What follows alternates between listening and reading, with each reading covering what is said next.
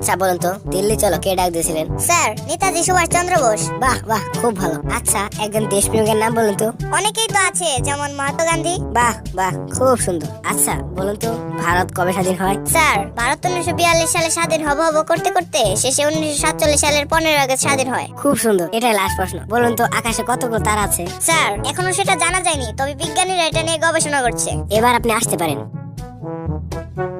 ভাই আপনাকে কি কি প্রশ্ন করছে? প্রশ্নগুলো আমার তো মনে নেই, কিন্তু উত্তরগুলো হচ্ছে নেতাজি সুভাষচন্দ্র বোস। অনেকেই তো আছে, যেমন মহাত্মা গান্ধী। 1942 সালে হব করতে করতে শেষে 1947 সালের 15 আগস্ট। এখনো জানা যায়নি, তবে বিজ্ঞানীরা এটা নিয়ে গবেষণা করছে।